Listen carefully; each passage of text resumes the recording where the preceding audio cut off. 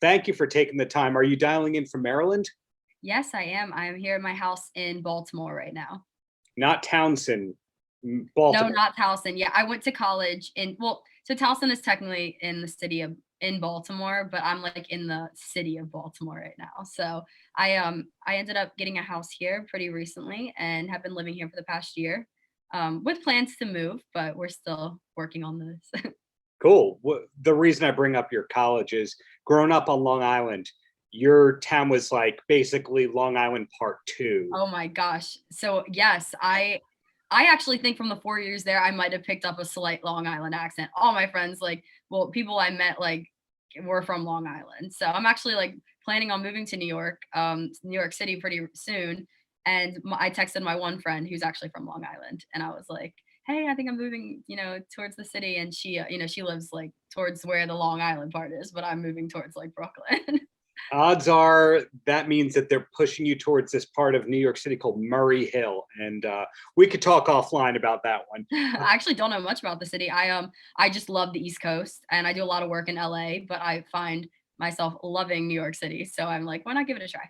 For sure. Well, we were connected because you just have a bunch of hit songs and Thank this you. huge social media presence that just keeps growing and growing and growing. And what I try and figure out is when did you first get on the TikTok train versus writing songs? What's the time gap between those two things? Before I started writing songs, I did a lot of covers. I loved just singing other people's songs. And so I started TikTok and just casually did that. I didn't find any likes or any views really until I posted my original song, and that was Lust. And that was, oh my gosh, probably like that was like during pandemic. I remember I was like summer of pandemic because I was sitting outside and I remember like I was just like laying outside, I think with my sister, and I came inside to getting like a demo from this producer I was working with, and I just like played it and recorded it for TikTok, and I remember like just watching it like kind of blow up for me at the time. I mean, I was getting what like maybe like 50 likes, which was like cool to see people liked I was singing. And that one I think it had around like 13,000 or something, and I was like, whoa, like that's so cool. So I Yeah. would say it started after TikTok that I really started, writing songs and sharing them with people. To sound like a grandpa here, even though I'm probably only like 15 years older than you, but like when I was around your age, there was still demo tapes. Like you had to get a demo to an attorney. The attorney had to then shop it around to the other attorneys at the record company. And everything happened through lawyers. Whereas now it just kind of sounds like you're talented, you put it out into the world, people find it, and that's that. Is that kind of your story? Or is there a team behind getting you to the right people? Because hey, you are on the world's leading record company. I think it all happened like opposite for me. Well, the world has changed. You're right. I think it was more like people coming to, record labels and like showing them what they had, and now it's like, no, you build this yourself, and then like you kind of like let everyone find you, which I didn't know any of this because I was never searching for a record deal. I never wanted to actually do music full time. I didn't think it was my thing. Um, Obviously my mind has changed. Yeah. But I think that I started doing all this music on TikTok and started seeing people, slowly flood in. And it wasn't until I started releasing music and I realized they were getting hundreds of thousands of streams. And Yeah. there was nobody behind that. It was just me. I was doing it all from my house and I enjoyed it. I like kind of had this own little like business I was running because, and it brought in some money and it was cool. Had no help at first. It wasn't until I released Love You from a Distance.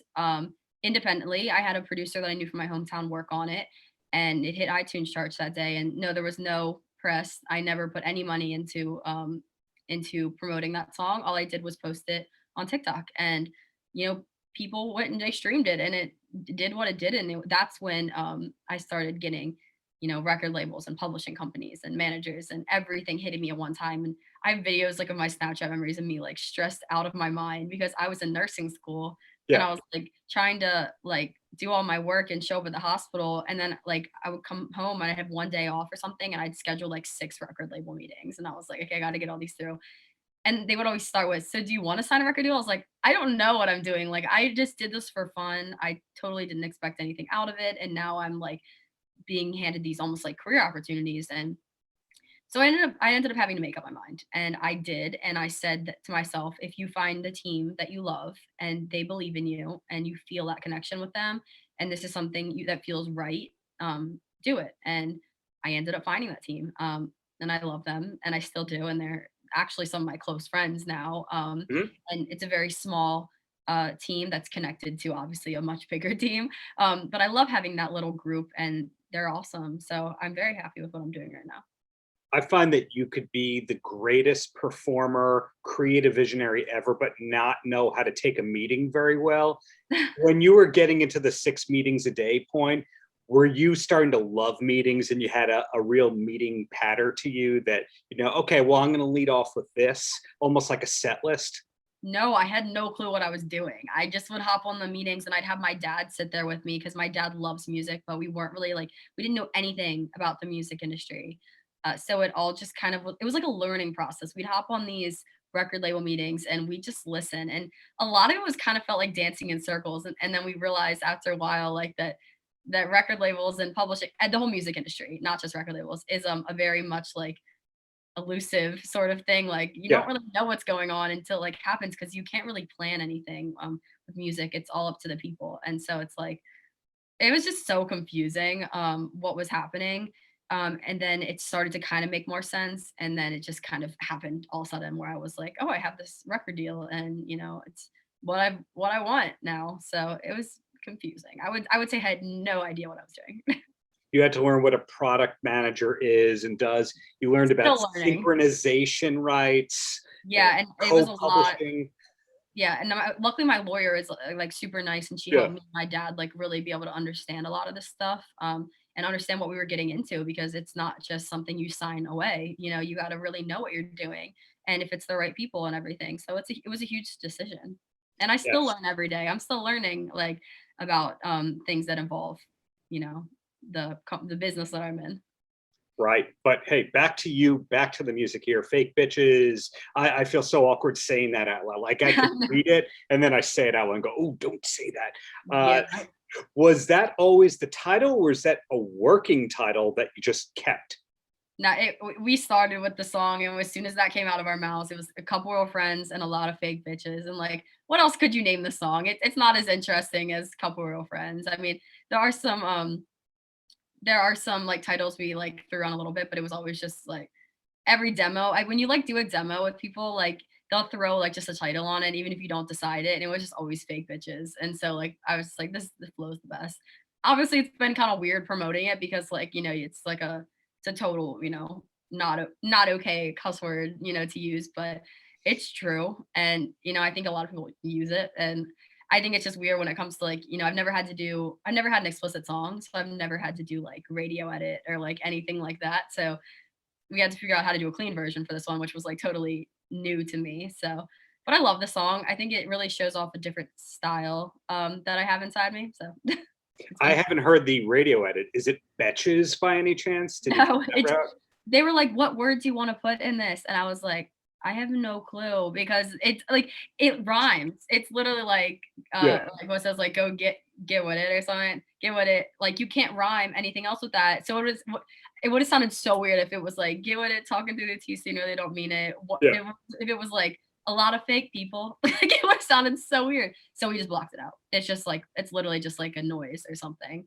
Um, so it's definitely not as fun as the non-clean version, but you got to do what you got to do. Back to being a grandpa interviewer over here.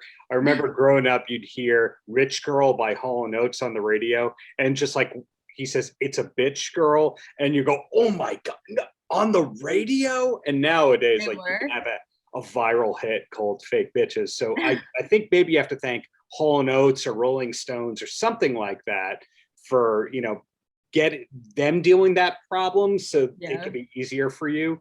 I Does it get written with asterisks in like depending on the market, the song title? I think so. I think that's what I was trying to. I think for one of the radio stations I tried to do, I did I think it was Radio One, but I was like, I love Radio One, and they Yeah. were like, and then like you had to say like what it was, and I had to say fake bees. I was like, hi, it's Ashley Kutcher, and you're listening to Fake Bees. And whenever I say bees, I just think of actual bees. So Yes.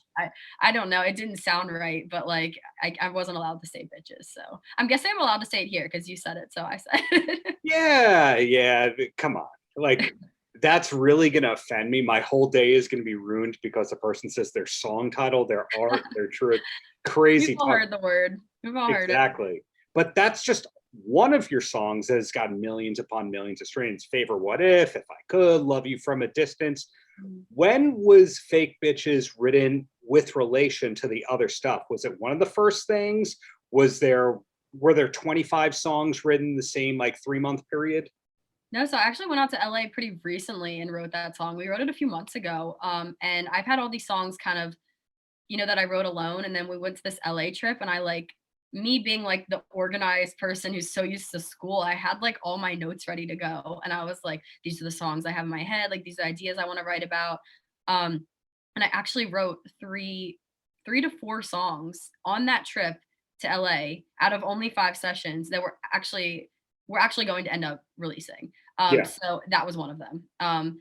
And yeah, I just kind of like had my notes ready, and these ideas were really, fun and awesome to me. So I just rolled with them, and they ended up all working out really well with the people I was writing them with as well. So that came from an LA trip pretty recently. Are you always a lyrics or song concept person first?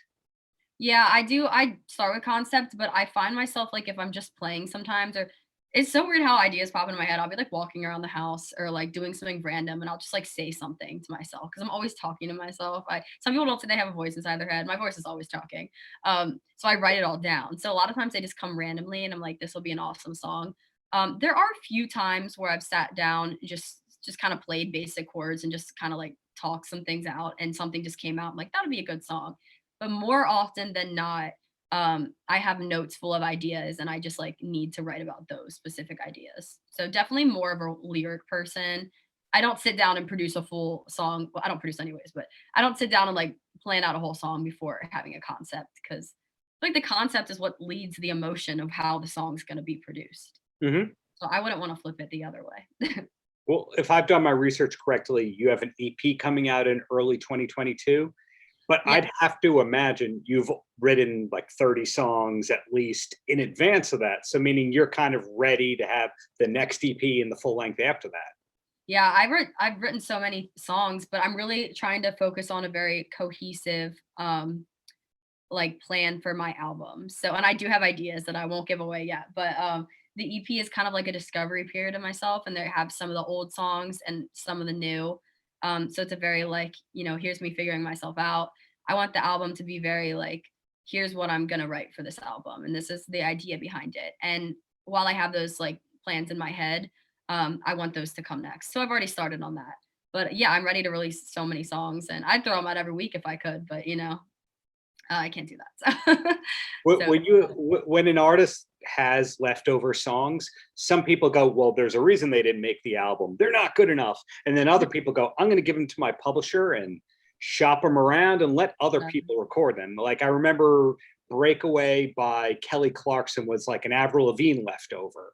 yeah. Things like that happen. Are you kind of looking at the songs that don't make the album and the EP as why don't you record them, like shopping them around like that? I never toss my old songs. So yeah, I like have ideas. I'm like, some of them like, oh, this sounds like this person would sing it or something.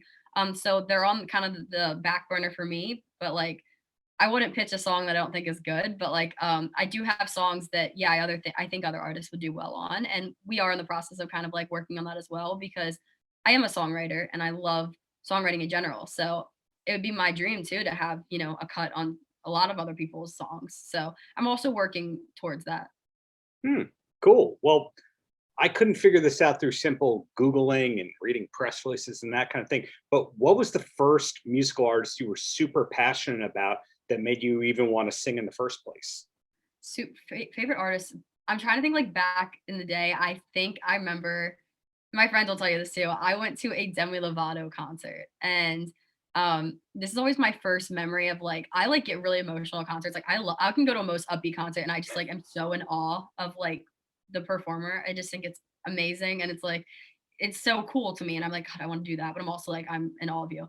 So I remember I was the only one standing at this Demi Lovato concert. All my friends are sitting down, just kind of chilling, and I'm like standing, like crying, like I'm just in tears. And I was like, and the amount of emotion I felt from that concert, like in her voice, like this was probably like, oh my gosh, when I was in like middle school, like I just like fell in love with it. So I'd have to say she's like my first memory of like being in such like awe of an artist. But when I was younger, I remember dancing in front of the TV to Shania Twain and stuff like that. So I'm sure there's a lot of other influences that don't pop in my head like right away. Were you ever a metal person? Did you have a rebellious phase and go metal? No, I never did. No, I did a lot of like I loved like rap music, like growing up, like a lot of different, even though I couldn't relate to them at all, like they're just such a beat or get you in the mood to like, hang out with your friends and just party and stuff. So I went through a definitely like a rap phase. I still love rap songs. But now I love the female rap scene Mhm. coming up, like Cardi B and Megan Thee Stallion. My roommate loves her too. So like I'm on that sort of wave right now. I'll like listen to acoustic and then I'll like change it and listen to like a total like, Doja Cat or something. Fair. Being from Baltimore, did that ever lead you down to getting into the Tom Waits catalog? No, it hasn't. I actually didn't even get a chance to work with enough people from Baltimore until like, this whole thing happened for me. So I know a few people and I was definitely in the music scene of Baltimore, but I'm sure it's a lot bigger than what I even explored. Yeah, sounds about right to me. So to kind of recap what we've spoken about right here, there's an EP coming in early 2022. You like writing songs, there's extra songs. Hopefully they'll find their way to your releases, to other people's stuff. Mhm. TikTok is going well. That's an organic thing. Maybe moving to New York in the near future. But are there other things? Like, in other words, some artists you speak to, they have that vision board and they Yeah. go, in 4 years, I'm going to be here. Are you one of those kind of people? Because it sounds like you're not, if the whole music career thing was just an organic thing. Yeah, it's funny, like with how much of a planner I like to be with my career, I don't want to put certain like limits or pressures on myself because how I got here wasn't like that. It was never, I'm searching for this and I'm going to go get it. It's more of me like expressing myself through the songwriting process and like the songs and connecting with people and just seeing how that goes. Cause like I feel like, especially when some artists, and I've seen it, they can really let themselves down, with really putting some constraint on themselves because music shouldn't be like that. I think it's a very like, I'm lucky I was able to make it into a career and that's how it's going for me right now. But I don't want to plan. I obviously have goals like for music, like I think everyone does. But where I see myself in 5 years, I don't know. I hope somewhere cool. I hope I'm still loving what I do, and I think that's my main goal.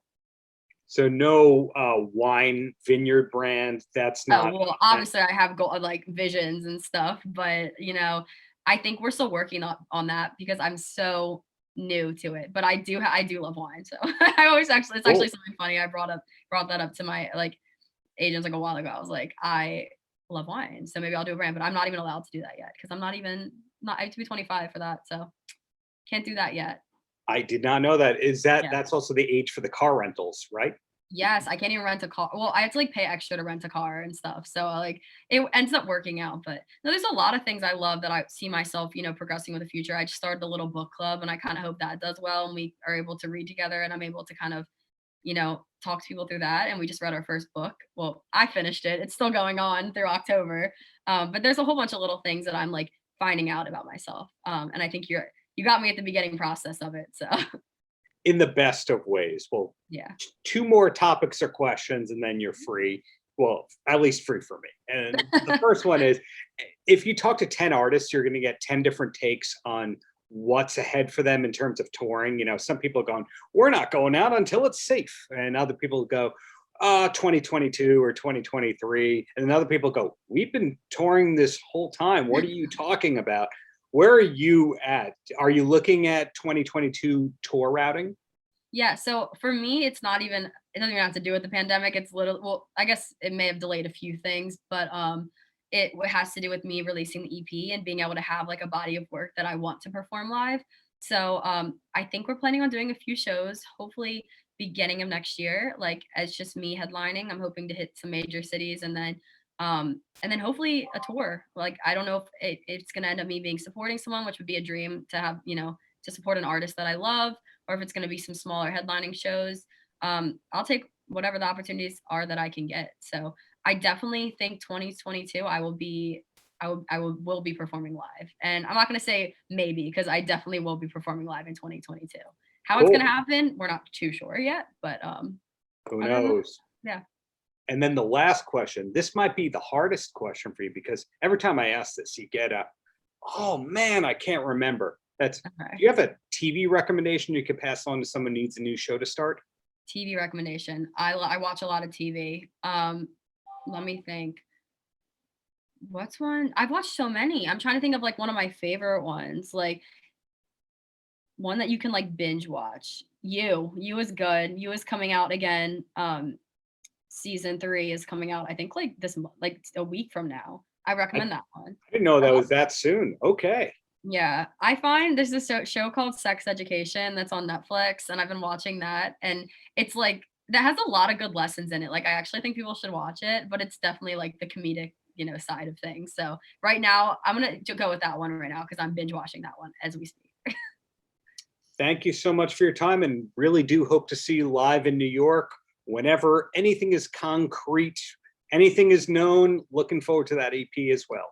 Yes, I will definitely be making it known when I'm playing live because I hope that everyone will come and it'll be a great time. But yes, thank you so much. This was so nice talking to you. Paltrocast.